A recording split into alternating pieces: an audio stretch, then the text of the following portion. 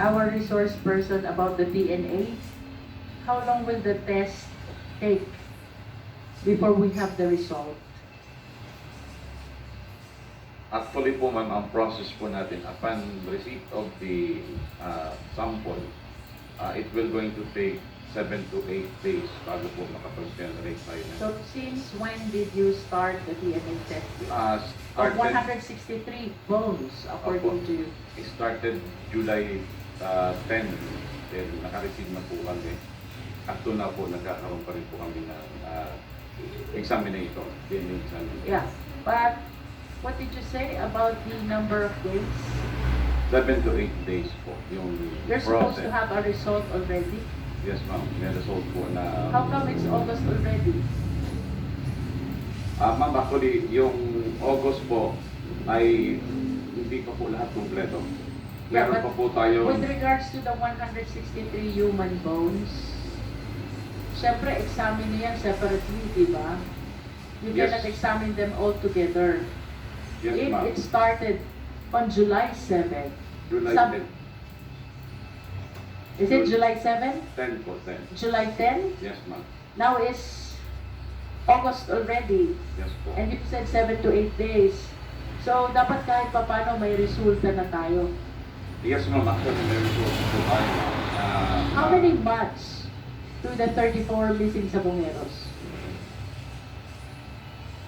Actually ma'am, we could not consider Disclose. the number of months ma'am. Kasi yung as of now, we only have about 29 samples from the relatives. So meaning to say, yung mga relatives itong 34 missing sabongero po ay 29 lang po nag-submit ng kanilang sample. So that 34 missing sabongeros is now represented for purposes of DNA by 29 relatives Yes po. who have submitted their specimen. Yes po. Out of the 29 relatives, may nag-match na po ba? So far ma'am, wala pa pong nagmamatch. But when, are there results already? Meron pa po tayong 163 human ongoing ma'am. bones? Meron pa po tayong ongoing. No, please answer the question. May resulta na po bang lumabas out of the 163 human bones? Yes po ma'am, nakakompleto na po tayo ma'am ng 45. Then out of that viable, yung kumbaga yung viable ma'am na pwede makunan ng DNA result. Yung 85 na po yun na viable is 45 po ang natapos. Then mayroon pa po ongoing na 40.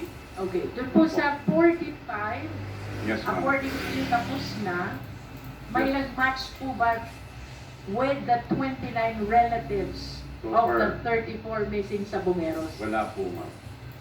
I wish to ask the DOJ. I remember, if there is no purpose, if there is no body, there is no crime of murder. Ito pa rin po ba ang jurisprudence natin to this day? Your Honor, may I allow the prosecutor Reyes to answer? Yes, please. Good afternoon, Your Honor. I am Attorney General Reyes.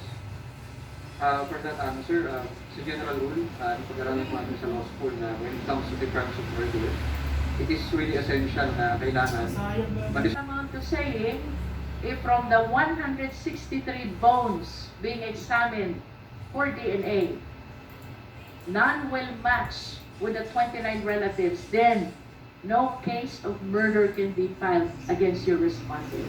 Do you agree?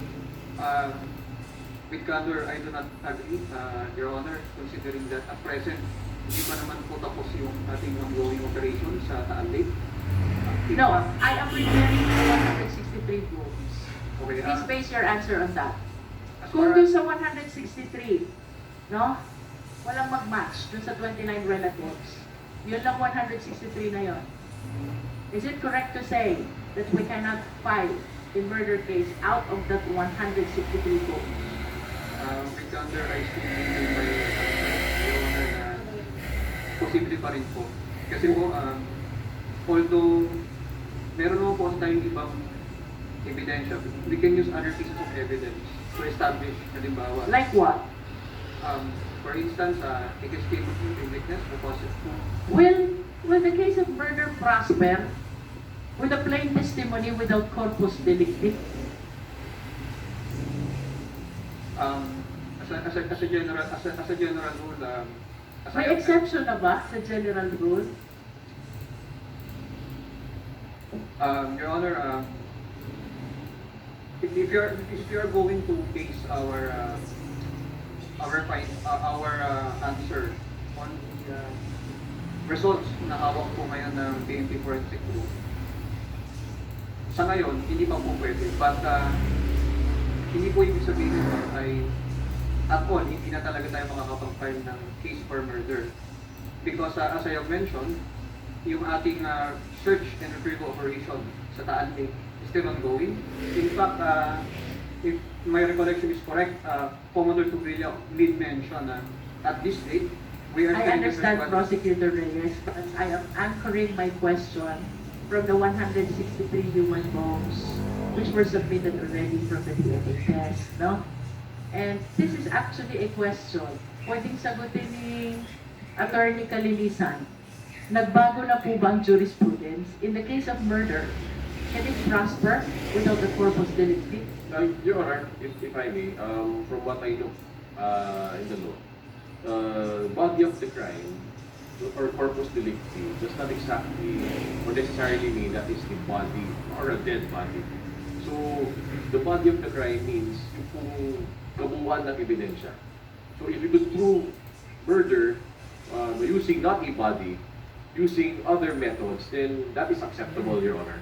And in fact, there are jurisprudence wherein overwhelming circumstantial evidence can be used to convict a person in a criminal case.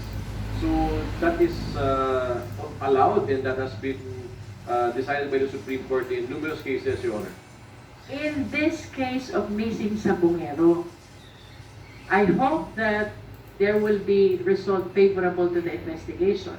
But in the event that there is none, Attorney Kalinisan, halimbawa, hypothetical lang, wala talagang mag-match dun sa human bone which were submitted for DNA testing.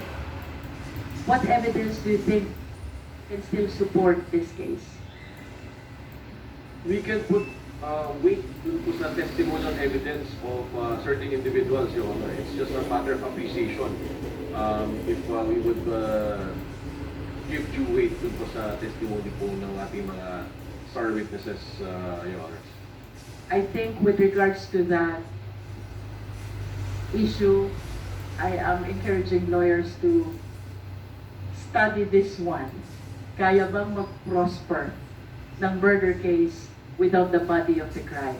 By body, I am referring of course to the human remains. No?